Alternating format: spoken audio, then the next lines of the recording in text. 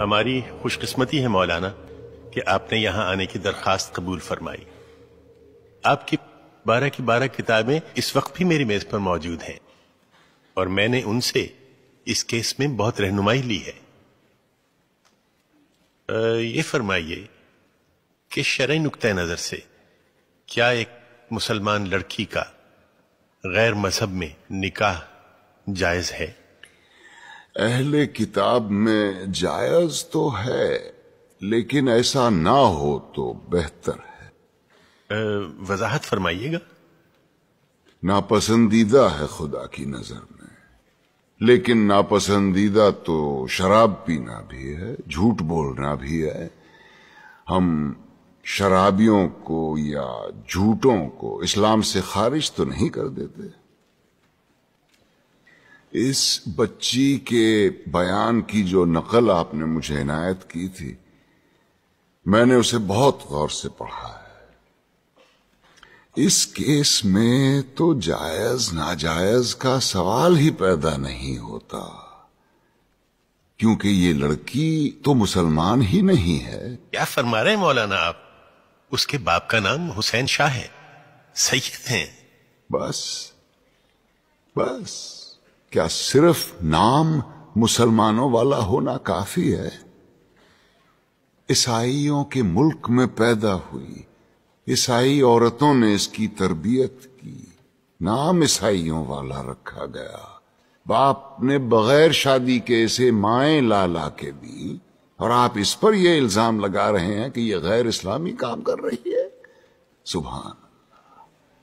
یہ تو ویسا ہوا کہ کسی کے ڈاکٹر بننے سے پہلے آپ اس پر اعتراض کریں کہ اسے آپریشن کرنا نہیں آتا۔ تو آپ کے خیال میں قصوروار کون ہے؟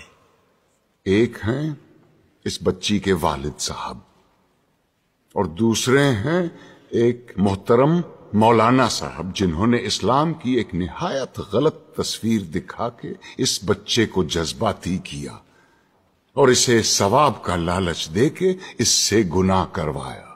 وہ آپ یہ کہہ رہے ہیں کہ ایک باپ اپنی بیٹی کی شادی اپنی مرضی سے نہیں کر سکتا؟ صرف اپنی مرضی سے ہرگز نہیں۔ اور اسلام ایک لڑکی کو اپنی مرضی سے شادی کرنے کی اجازت دیتا ہے؟ اجازت؟ حق ہے اس کا، پیدائشی حق۔ حدیث کی کتاب کھول کے دیکھیے، ناسائی والیوم 2 چیپٹر کتاب النکاح ورق نمبر 403۔ نبی کریم صلی اللہ علیہ وسلم کے پاس ایک عورت آئی، کہنے لگی یا رسول اللہ، میرے والد نے مجھ سے پوچھے بغیر میری شادی کرا دی تھی، مجھے اپنا خاوند پسند نہیں ہے، میں کیا کروں؟ ایک لمحے کا توقف کیے بغیر آپ نے فرمایا میں ابھی تمہارا نکاح ختم کیے دیتا ہوں۔ وہ بولی بس رسول اللہ، مجھے طلاق نہیں چاہیے، میں صرف اپنا حق معلوم کرنا چاہتی تھی۔ حدیث کی دوسری کتاب کھولیے، بخاری شریف والیوم 3 چیپٹر کتاب النکاح ورق نمبر 94۔ خنسہ بنت خزام کہتی ہیں میرے والد نے مجھ سے پوچھے بغیر میری شادی کرا دی تھی، مجھے خاوند پسند نہیں تھا، میں رسول اللہ کے پاس گئی، انہوں نے فوراً وہ نکاح منسوخ کروا دیا۔ لیکن مولانا آپ یہ کیوں اپریشیٹ نہیں کر رہے ہیں کہ حسین شاہ نے کس مقصد کے تحت اپنی بیٹی کی شادی کی تھی؟ اور مولانا طاہری نے تو سرمد کو، جو کہ ایک ناچنے گانے والا، جینز پہننے والا مغرب زدہ نوجوان تھا، اسے اسلامی حلیے میں ڈھال کر ایک عاشق رسول بنا دیا۔ حلیہ؟ اسلامی حلیہ اور گانا بجانا یعنی موسیقی، دونوں بہت اہم موضوع چھیڑ دیے ہیں آپ نے۔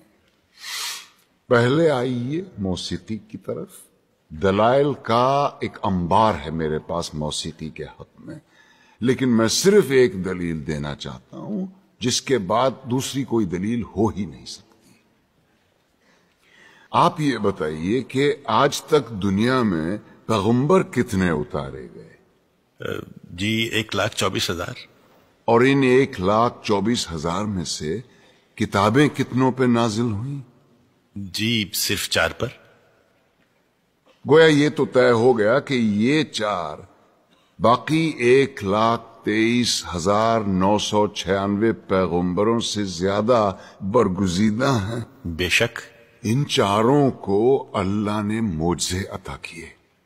حضور کا سب سے بڑا معجزہ قرآن شریف. موسیٰ کو اس قابل بنایا کہ وہ لاٹھی سے دریا کے 2 ٹکڑے کر دے. عیسیٰ کو یہ طاقت دی کہ وہ مردے کو دوبارہ زندہ کر دے. اور داؤد کو کیا دیا؟ موسیقی.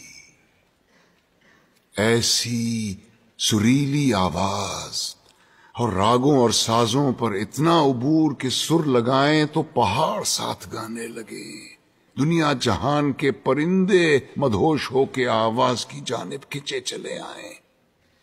زبور اٹھا کے دیکھیے، یہ تک لکھا ہے کہ کن راگوں سے اور کن سازوں پہ گا کے حضرت داؤد الصلاۃ السلام نے خدا کی حمد و ثنا کی. کیا یہ ممکن ہے کہ خداوند کریم اپنی تعریف سننے کے لیے ایک حرام چیز کا انتخاب کرے اور اپنے ایک برگزیدہ پیغمبر کو حرام چیز معجزے میں دے؟ کیا یہ ممکن ہے کہ نبی کریم صلی اللہ علیہ وسلم موسیقی کو حرام بھی سمجھیں اور حضرت عائشہ رضی اللہ عنہا سے یہ بھی پوچھیں کہ برات جس قبیلے میں گئی ہے وہ انصار ہیں اور انصار موسیقی کے بہت رسیا ہوتے ہیں، کیا تم نے برات کے ساتھ کچھ گانے والیاں بھی بھیجی ہیں یا نہیں؟ کیا یہ ممکن ہے کہ وہ موسیقی کو حرام بھی سمجھیں اور ابو موسیٰ اشعری کی قرت سے خوش ہو کر اس سے یہ بھی کہیں کہ لگتا ہے تمہارے گلے میں تو داؤد کا ساز رکھ دیا گیا ہو؟ اب آئیے حلیے کی طرف. آپ نے کہا جینس زدہ نوجوان یا اسلامی حلیہ. افسوس، صد افسوس، ہم نے معاشرت اور مذہب کو آپس میں کیسا گڈ مڈ کر دیا ہے. لباس کا تعلق معاشرت سے ہے، مذہب سے بالکل نہیں. یہ کیسے ممکن ہے کہ ایک ایسا دین جو بقول ہمارے ساری کائنات اور تمام زمانوں کے لیے اتارا گیا، وہ لباس کے لیے کسی ایک خاص یونیفارم پر اصرار کرے؟ پر ہم اتنے معصوم ہیں کہ الاسکا کے برفیلے میدانوں میں یا نیوزی لینڈ کی منجمد پہاڑوں میں بھی اگر کوئی اسلام قبول کرے تو ہم اس سے کہیں گے کہ اسلام کی تعلیمات تو ہوتی رہے گی، پہلے شلوار پہنو اور اسے ٹخنوں سے اوپر رکھو. اور یہی رویہ ہمارا داڑھی کے سلسلے میں بھی ہے. لیکن داڑھی تو مولانا آپ نے بھی اتنی لمبی رکھی ہوئی ہے. الحمدللہ، مگر اپنی مرضی سے رکھی ہے. دین نے فرض نہیں کی مجھ پہ. دین میں داڑھی ہے، داڑھی میں دین نہیں. سنت موقدہ ہے، رسول اللہ کی تھی. جو عاشق رسول ہے وہی داڑھی رکھتے ہیں. بالکل درست فرمایا آپ نے، لیکن داڑھی عشق کا آغاز نہیں، انتہا ہے بیٹے. عشق جب انتہا کو چھوتا ہے تو عاشق کا جی چاہتا ہے کہ وہ بھی دکھنے میں اپنے محبوب جیسا بن جائے. کیا خوب کہا ہے کسی پنجابی صوفی شاعر نے، سیونی مینو رانجھا آکھو ہیر نہ آکھو کوئی. کہیں ہم غلطی تو نہیں کر رہے ہیں کہ عاشق کا پہلا قدم عشق کی آخری سیڑھی پہ رکھوا رہے ہیں؟ کیا وجہ ہے بیٹے کہ اتنے لمبی لمبی داڑھیوں والے 3-3 4-4 حج کیے ہوئے حاجی صاحبان اسمگلنگ کرتے یا جھوٹ بولتے عام نظر آتے ہیں؟ وجہ یہ ہے کہ مجھ جیسے ناسمجھ عالم سارا زور داڑھی رکھنے اور شلوار پہننے پر ہی دیتے ہیں. کہیں ہم غلطی سے عاشق رسول کے بجائے عاشق ابو جہل تو نہیں پیدا کر رہے ہیں؟ کیونکہ داڑھی تو ابو جہل کے بھی تھی، لباس بھی وہی تھا جو رسول اللہ زیب تن فرماتے تھے. ترتیب الٹی ہے بیٹے. پہلے ظاہر نہیں، پہلے باطن کو ٹھیک کرو. اندر آگ لگاؤ، باہر خود بخود آئے گی. ورنہ یہی ہوگا کہ لوگ حرام کی کمائی جیب میں ڈالے حلال گوشت کی دکان ڈھونڈتے پھر رہے ہوں گے۔ اسلام یا میوزک اور اسلام یا پتلون میں سے یا نکال دو۔